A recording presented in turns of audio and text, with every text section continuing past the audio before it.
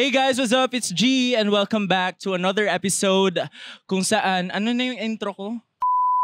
And welcome back to another episode where we talk about anything and everything on top of my mind to the... Ay, kita doon yung sapatos mo.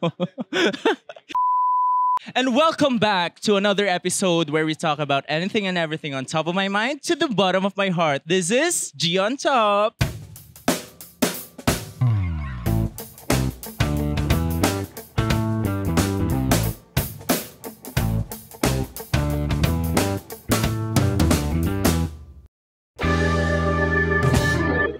What's up guys? Welcome back. Andito na naman tayo sa taas, sa tuktok. And ngayon, sobrang saya ko kasi makakasama natin ang aking kambal. Walaan niyo kung sino. Laging panalo sa first episode.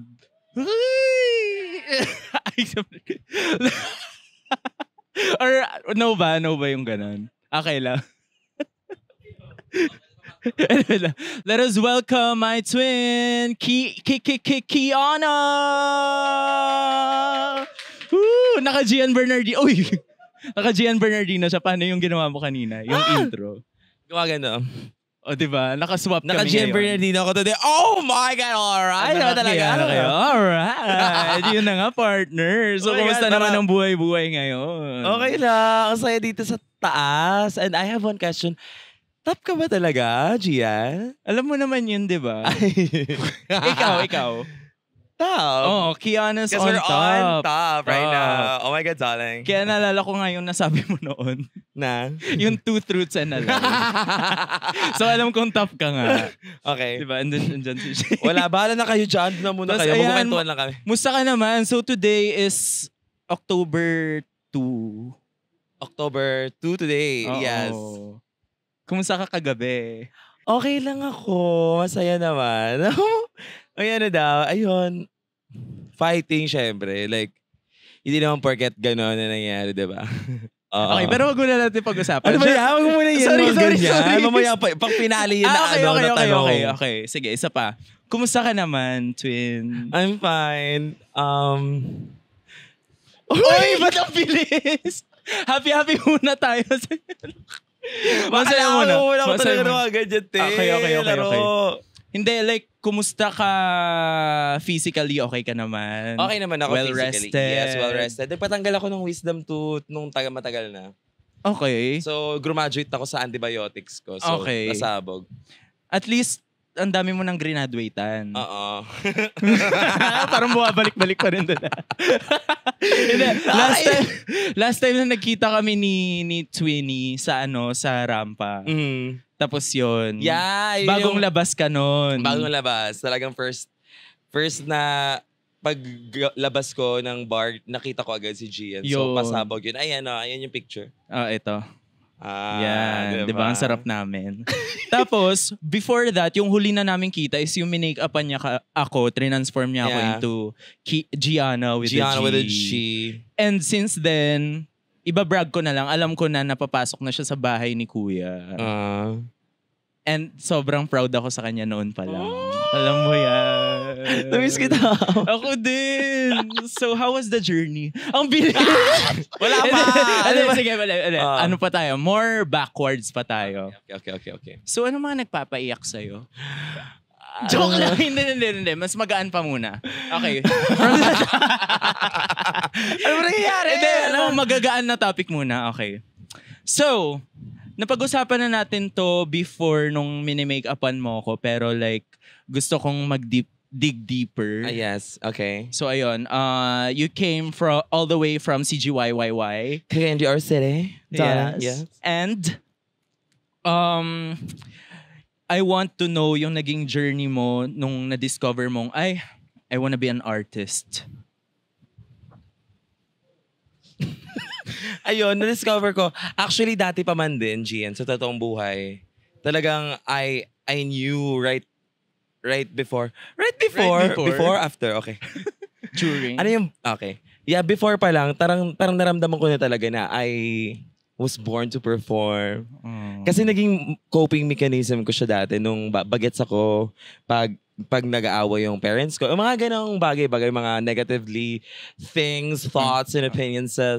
But, but always talagang pag-perform, pagsasayaw, dun ako parang naiba yung mundo ko. Sino mo to? Hindi pa. Ice machine. So parang dun ako na parang, oh shucks, baka ito talaga yung ano ko, dito ako sa pag-perform. Parang ibang-iba yung feeling ko pag nag-perform talaga. So, bagets pa lang ako, talagang I fucking knew I was gonna be something. Something? So, ever since nung na-discover mo yun, kasabay na rin yung pag-discover mo na ano ka, you're queer. Yeah, of course. Before, bata pa lang talaga ako, queer na ako. So, kasi growing up, wala akong tapapa kasi nasa OFW yung pa. Uy, wag mo. Okay, sorry. Kasi OFW yung dad ko. So, dad, social. OFW yung dad ko. So, yung mga kasama ko lang. Wait, saan siya nag-OFW? Sa Japan. Oh my God. Anong pangalan ng dad mo? Sharky. Tatay mo din siya. Oh my God. Tambal pala talaga tayo. Gaga. Okay. Tapos? Yeah, shoutout sa dad ko. Hi, I love you. Hi. So, ayun. Pasabog. Puro kasi mga bakla. Bakla yung mga pinsan ko dahil. Kaya pag nagre-reunion kami, mag-outing kami, puro bakla. So, mag-miss gay kami. Ganun yung atake. Kaya siguro naging bakla na rin ako. Bala na. Pero ganyan na talaga kalikot utak mo nung bata ka pa. Oo, sobrang likot ko. Actually, dati nga sobrang likot ko. Parang may ADHD daw ako nung bagets ako. Oo. Hanggang ngayon. Same. Tapos yun. Talagang makulit. Yeah. Okay. Tapos parang, anong age ka na nga ulit nag-start mag-drag? Nag-start ako mag-drag. High school pa lang ako. High school? Okay, oo. Okay. One Piece chicken na kayo. Okay. Sure. High school pa lang ako. Talagang, I really felt like I was a drag queen talaga. Kasi, first ko talagang nung ganito, elementary, grade 6, ang first kong makeup sa sarili ko was not like glam. It was like more on gory. Special effects. Ganon, sugat-sugatan, dugu-duguan. Dugo yung anto, ganyan. May mga ganyan sa YouTube. Panoorin nyo. Panoorin nyo. DIY Scarface. Mga ganyan yung mga pinapanood ko. Then, while I was scrolling and down the recommendation videos, may nakita akong video ng mga queer icons. Oh my gosh. Sabi ko, like who? Like, I saw Naomi. I saw Bianca Del Rio. Kimchi. Hindi. si Kimchi, si Naomi Smalls. Nakita ko sila sa recommendation. Sabi ko, oh my God, anong ginagawa nila dito? So, tingin-tingin lang ako. Super bata mo pala nung bagets, as in, may drag na. Elementary grade 6. So, grade 6 pa lang ako, guys. Alam ko na kung ano yung drag. Drugs. De, bata pa lang kasi yung papa ko lagi nagda-drug. So nakikita. Charot lang, joke. Oh, joke lang. Trauma na. Joke lang. Komedyante. So, yun. Ibang drug. Oy. Award. Wala. Bad yan Bad yun, guys. Joke lang, oh. So, ayun. Bata pa lang ako, alam ko na kung ano yung drag queen. So, parang nagme-makeup. Kumbaga, iniisip ko siya para siyang PBB dati. Nung bagets ako na parang PBB siya, may mga challenges, may ma-eliminate. So parang, oh my God, may mga runways, andun lahat ng kabaklaan na naiisip mo, may acting, may singing, may girl group, may ganito. So parang sabi ko, oh my God, ito na yun. This is my world. And this is me. Sumabay ako, Okay. Aww. walang reaction. Hindi ini-imagine ko. Kasi like, as early as grade 6, na-discover mo na yung ganun. Pero nung nag-start ako mag-makeup na drag queen, grade 7 naman. Grade 7 high school. High school. Tapos yung, okay naman yung environment mo. Like, you had the right support, ganto ganyan. From your friends and family? Or parang sariling sikap lang talaga? Sariling sikap lang talaga ako. Actually, may tita ako sa Cavite. Sa Cavite kasi ako dati nag-stay. And then, dun sa Cavite, nakikitira lang ako. I mean, hindi man nakikitira. Andun kami nakatira. Pero, kumbaga, ako lang mag-isa. Na... Ano ba? Okay. Pingi tissue.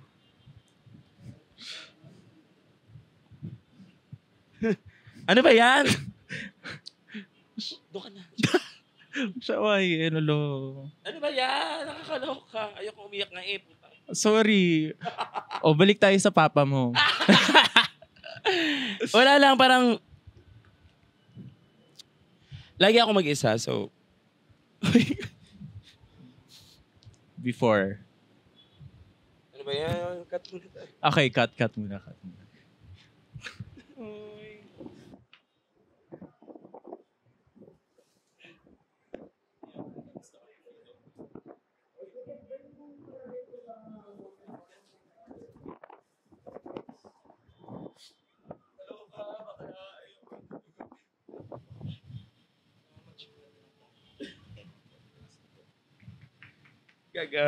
Maraming viewers to pag ganito. Sige, continue nyo lang. Huwag nyo pala i-cut, guys. Rolling pa rin. Rolling pa ba? Oh my God, talaga. Hindi. Sige, go. Baka nakaka-trigger kasi yung lagi lang ako mag-isa. Okay. So parang nare-realize ko siya ngayon. Ite-take pa rin ba natin? Okay, sige.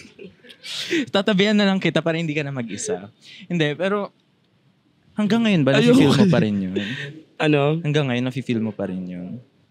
Ewan ko ba? Feeling ko kasi, I just feel like, guys, it's a me thing where I always,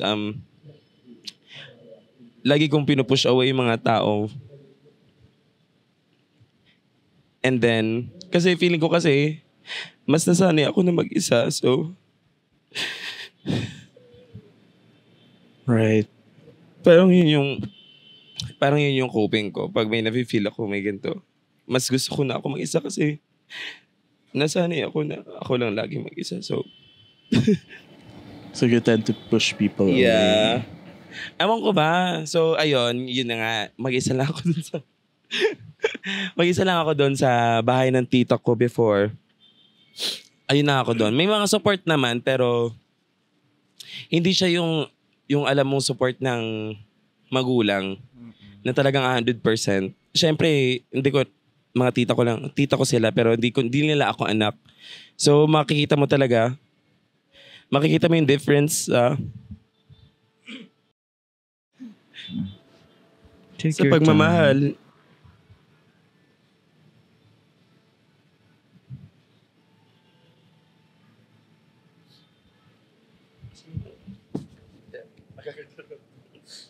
So, kumbaga, makikita mo talaga yung love ng parent sa kanila. Nandun ako sa bahay, sa Cavite. So, all I had was myself and then my friends. Though, nandun naman sila, pero like, ibang-iba kasi pag, di ba, pag magulang mo talaga. So, pasabog. Kaiyak. Kasi narealize ko na parang lagi akong mag-isa sa whole life ko. Kaya siguro...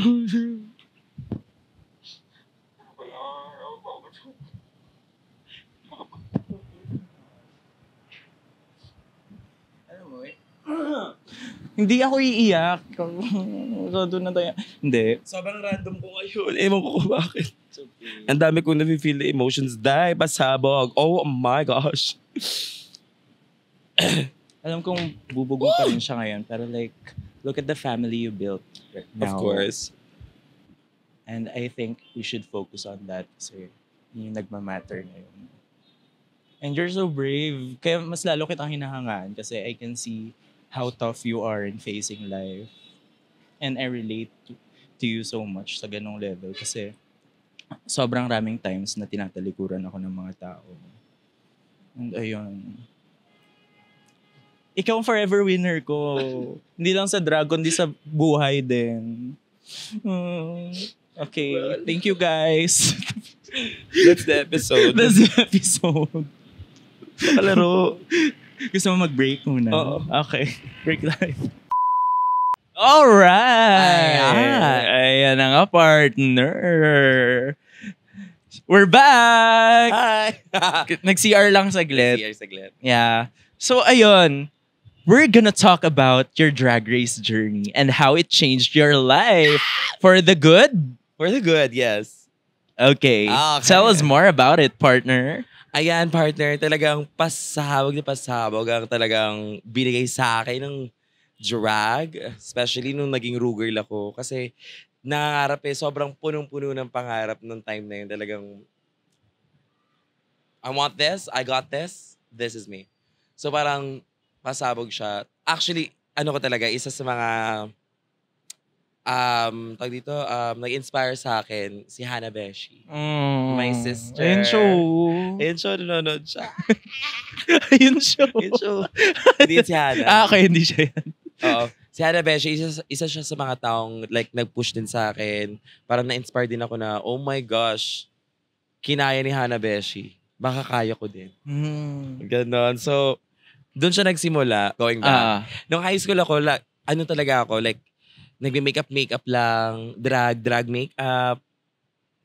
Tapos biglang, nung parang graduating na ako ng high school, na parang nung ko nalaman na, carry ko parang sumayaw. Actually, sumasayaw talaga ako dati, bata pa lang, pero parang nawala siya. Tapos biglang bumalik, na parang, ay, shit, kaya. At ito na yon, drag queen ako. Alam kong drag queen talaga ako. So, as time goes by, senior high, grade 11, grade 12, nakaabot ka ba ng K-12? Yes. Totoo? Oo nga. Umabot ka ng K-12? Oo. Okay. Di ba hanggang K-12 lang tayo? Yun yung pinaka natapos ko. Yun na yun. That's it. Yun na yun. It's Miss Cynthia. It's a wrap. So ayun, after nung senior high moments ko, makeup pa rin ako, focus sa school. Pero, nung umuwi ako ng Cagayan de Oro, doon ko talaga siya mas minahal. Doon ko siya na-embrace. Especially nung pandemic. Oh. Alam mo yun, yung parang yung mga dati mong gawa, binabalikan mo. Yes. Yung mga dating kaya mong gawin, gusto mong balikan ulit siya gawin. Tapos yun na yun. Guys, this is a sign na kung ano kayo magaling dati, balikan nyo, i-embrace nyo, baka yun talaga kayo. Yes. Alam mo, yung mga pangarap natin ng mga bagets pa tayo, baka yun ka talaga. Diba? Alam mo yes. yun? Sobrang laking impact yun, yung as a bagets ka na nangangarap ka. Lalo na pag more on the arts talaga. True. Talagang, balikan nyo. Balikan mo. Pag na-miss mo, pwede mong balikan. Ano na yan? Ay, dito sponsored Oo. Saan yan? ABS. So, nung nag-audition ka sa Drag Race, ilang taon ka nun? Nung nag-audition ako sa Drag Race, 22? parang 20? 20. Tapos first runner-up ka. Oo. Pasabog. Talagang, alam mo, hindi ko siya in-expect na gano'n. Kasi, nung natawagan lang ako nung Drag Race Philippines, pasabog talagang, I was on top. Kiana on top. On top. I was on top of the moon. Grabe. Ayan na, nagpaparamdam na si Siam. Hi, Siam. I love you. I have arrived. Stop chanting. Stop. Hello. Uy guys, hindi po bully si Vinyas. Alam nyo, wait lang okay. Cut. Wait, hold. May sasabihin lang ako sa inyo lahat. Guys, hindi nyo alam kung ano nangyayari sa loob. So, wag natin silang i-judge dalawa because may mga nararamdaman silang, 'di ba? Wag tayong kung may ma-comment lang kayo, go kayo eh. Kung ano lang yung gusto nyo sabihin, talagang i-comment nyo. But please don't judge them. Alam kong tapos na tong episode na to by then, ito ang mapopost to. Pero like, yeah, wag natin silang i-judge. Okay? Yeah, hindi kayo si Mama Pau. Oo. Sabi nga ni Kat, if you don't have anything good to say, then shut the fuck up. Ayan. Tapos ano sabi ni Verse? Versex, ano? Oy, away! Charot lang. The joke, bati na sila. Sobrang dali nga lang. Oo nga, OA lang na naman yung mga nasa Twitter. Pero yun, after nung Drag Race 3 run mo, alam mo naman sa sarili mo na there's more to come, di ba? Oo, syempre. In-expect mo ba na yung Slaytion Royale yun? Hindi ko alam. Honestly, parang andun pa ako, parang shit. Gusto pa akong, kaya ko pa, push pa. Kasi iniisip ko din, hindi lahat kasi nagkakaroon ng second chance. Tsaka nung natawagan din ako ng Slation Royale, kinausap ko si Hannah Beshi. Medyo kinausap ko siya, sabi ko sa kanya, oo ba ako? Sabi niya sa akin, alam mo, go ka na. Kaya mo yan. Kasi hindi lahat nagkakaroon ng second chance. Right. Medyo natiri-ay ako doon kasi nagtingin na kami sa mata, tapos hindi lahat nagkakaroon ng second chance. So parang yun yung may meaning siya. Kasi alam nyo, guys, don't get me wrong, Hannah Beshi is so talented. She is so talented. Parang kung bibigyan ng chance, mas deserve niyang magkaroon ng second chance kaysa sa akin. Kumbaga, noong time na yun. So, if I had to give up my place, I would give it to Hannah Beshi. I love you, sister. Aww. Sobrang galing niya, sobrang nakakatawa, sobrang talented. We love you, Hannah Beshi. Sobrang conceptual, sobrang galing magtahi. Alam niyo ba na siya nagtahi nung promo look sa Station Royale? Yes. Yung black and white? Hindi. Yung sa Station Royale. Sorry. Yung may yung may face may ganon. May headdress na sobra. Siya gumawa nun. Hand sewn, siya mismo gumawa ng headpiece din. Yeah. That's it. So, yes. How would you describe your Slation Royale run? Yeah. Ayun, kinakabahan ka ba? May tanong. Okay lang. Kinakabahan ako itanong. Yeah, Slation Royale talagang I can say that I have learned a lot of things and in my career as a drag queen. And I'm forever grateful sa mga taong naniniwala sa akin at sumusuporta sa akin. Pasabog siya kasi marami akong natututunan na hindi ko siya natutunan din nung season 3. So, kasi, hindi ko alam. I think everything happens for a reason. Yes. Nangyayari siya. Ganito, ang pagkaalis ko, it doesn't mean that I'm a failure. It means that I am destined to more greater things. Kasi diba, ang pagbaba ay may itataas. Ganon siya. Like always see the brighter side of the view. Yes. Always change your perspective. Always be grateful sa mga bagay-bagay. And super thankful ako sa career ko. Kasi siguro yung batang Kent Ryan, na siguro kung nanonood siya ngayon, feeling ko sobrang proud siya. I'm sure. Parang kasing, oh my God, I feel like I'm on top of the world right now. Literal. Like, so proud. Always akong thankful, grateful sa mga nangyayari sa buhay ko. Sa mga taong naniniwala sa akin. Always. Hindi ako magsasawang magte-thank you. Actually, magpo-post ako sa, Twitter ngayon. Asan yung phone niya? Phone ko, magpo-post ako thank you ngayon.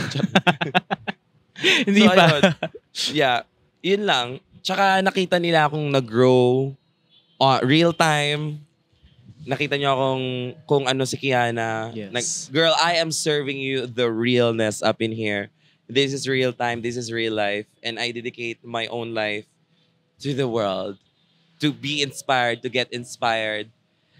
To be thankful for life. Oh my God, I'm so grateful talaga. Sobrang gusto ko to. Gusto ko yung nararamdaman yung good energy ngayon. Pasabog siya. And we thank you for that. I love you. Sobrang nai-inspire ako from an artist's perspective. Every time I see you perform, every time I hear you speak, ganyan. Sobra ako nai-inspire in a way na no matter how big or small the audience is, no matter how small or big the opportunity is, you always give your best. Tapos parang hindi nagmamatter sa'yo yung magiging reception ng tao. And for me, na-inspire ako sa perspective ng pagiging musician kasi as nare-remind mo sa akin, as long as I love what I'm doing, hindi na nagmamatter yung magiging reception ng tao. I love you!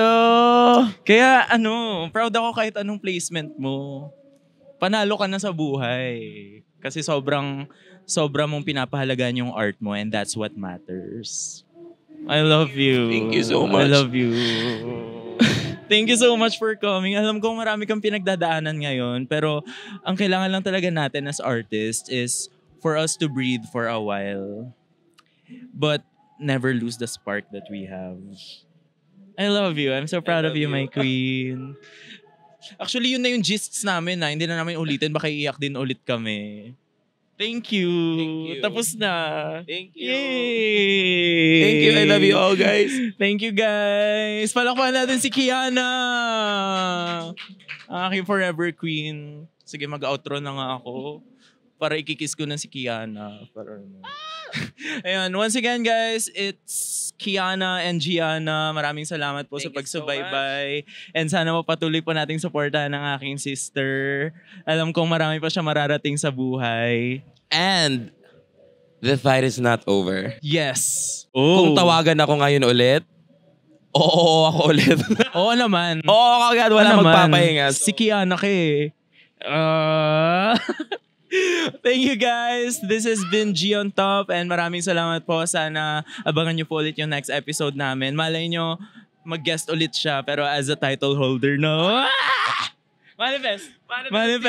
Maraming salamat guys. Once again, sa susunod magkita-kita tayo here on Top where we talk about anything and everything on top of my mind to the bottom of my heart. This is G on Top! Yay! Thank you.